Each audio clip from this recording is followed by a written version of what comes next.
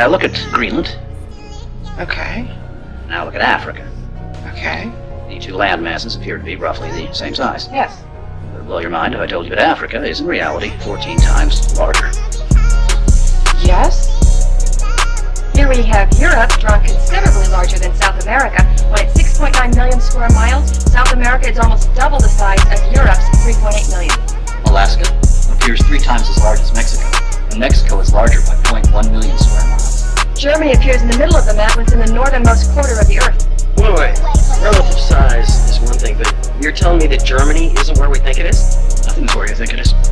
Where is it? I'm glad you asked. Okay. I land. So, go ahead and throw all the maps out the door that you've been shown. Go ahead and throw all that stuff up out of here.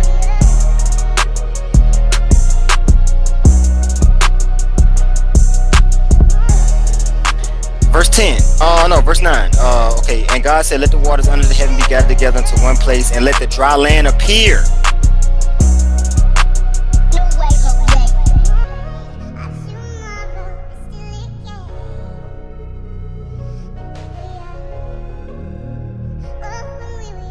Okay. Now, on the outside, everybody know we got that ice ring on the outside. That ain't even no question now. All right. So what I'm gonna do is, let me take this little gray here, and let me do it like this right here.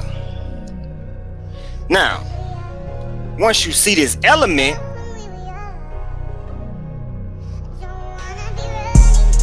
you look in the mirror at your eyeball, you kind of see the same concept of what I'm saying. Everybody's eyeball is like that. You have a big white ring on the outside. Now check this out. God could have our eyes be any shape, any form, any fashion. Our eyes could have been. But what if the truth has literally been in your face the entire time? I mean, in your face. Your eyeball is in your face.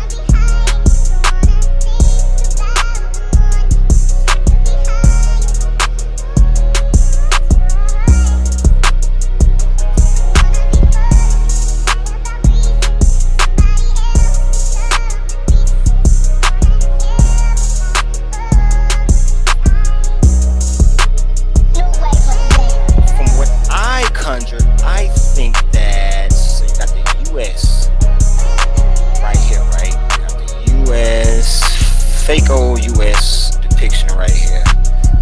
I know it look kind of skimpy. Now check this out. I'm willing to bet to y'all that Africa, what they call Africa, is actually right here.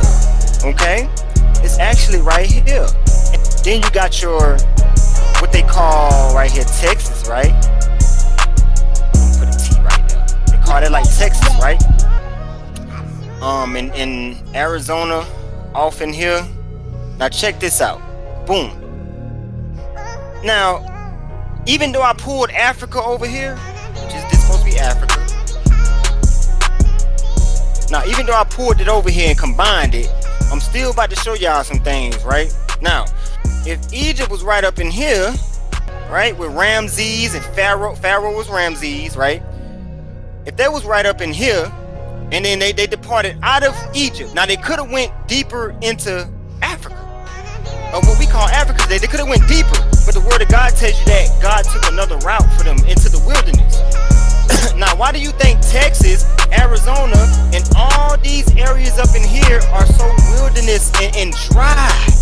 That's what God took them to, these dry areas. It tells you in Exodus chapter 12, verse 38. it says, and I'm about to explain the time zone difference to y'all too. Why you get a different time zone when you just go down.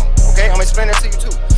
It says in Exodus chapter 12, verse 38, it says, and a mixed multitude went up also with them, and flocks and herds, and then it specifically says very much cattle.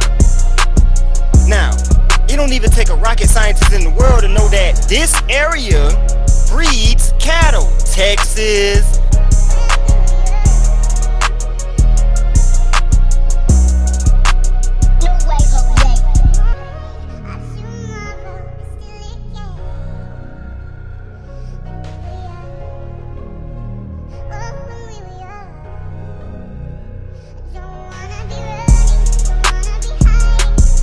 One such discovery comes from a 1909 discovery deep in the Grand Canyon of artifacts that are not recognized as anything else but Egyptian in their origins.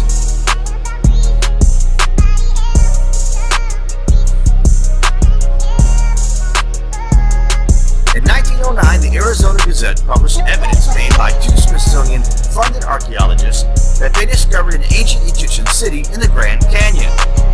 This is something the Smithsonian has denied this project and even denied the existence of the two archaeologists. Strange, right?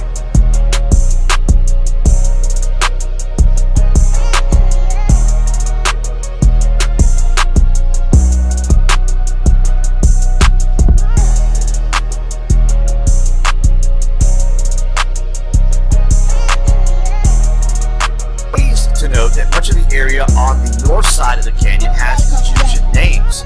The area around 94 Mile Creek and Trinity Creek had names like Tower of Set, Tower of Ra, Osiris Temple, and Isis Temple. That can't be a coincidence, can it?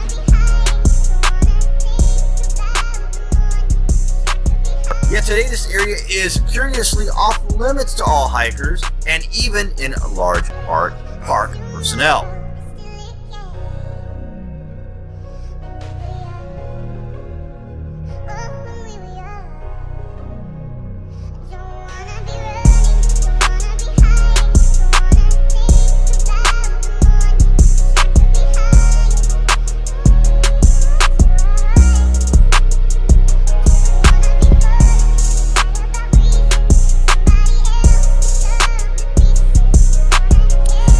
That they journeyed in the wilderness, and this ain't nothing but wilderness, because if they would have journeyed this way, then they would have had to fight off all kinds of people, and that was more where the plushness was at.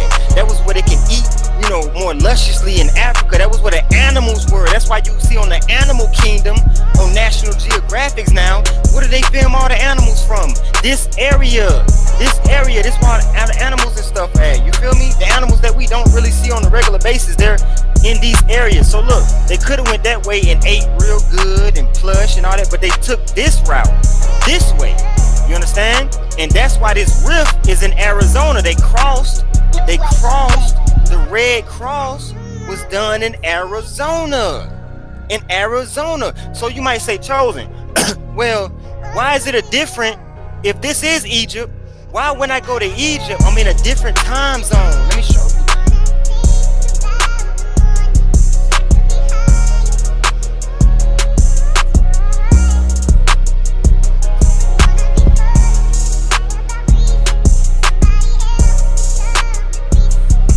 We're gonna pull up the pad for this one. Not this. Exodus 14. They have to cross through it. They're gonna cross through it, but before they cross through it, something transpired in Exodus chapter 14. Let's read it. And the angel of God, which went before the camp of Israel, removed and went behind them. And the pillar of the cloud went from before their face and stood behind them. So now the cloud that was in front of them now went behind them, y'all. Listen to me.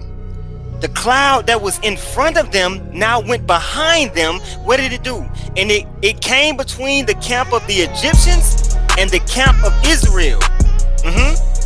Check this out. This is the important part. And it was a cloud and darkness to them, but it gave light by night to these. God put the cloud in between Pharaoh them and the children of Israel. So it was light on their side, but it was dark on Pharaoh's them side, y'all.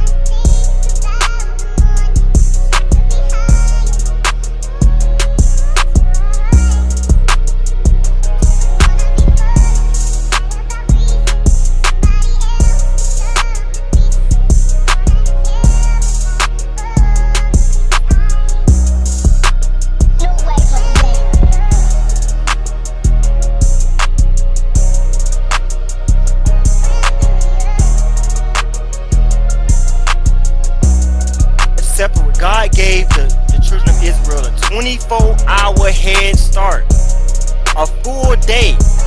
Now, how long does it take for somebody in Egypt to see light before the next person sees darkness? 24 hours, right? 24 hours. It takes 24 hours for the transition. And then I went and I researched. Now, this is the big part. Y'all might want to write this down. I went and I researched, how long does it take to walk the Grand Canyon? They said you might as well get ready for a 4 days trip if you're trying to walk the full Grand Canyon. Now tell me, y'all, that don't line up with biblical principles. It takes a day to walk the Grand Canyon. And when Pharaoh's army came up, God put the cloud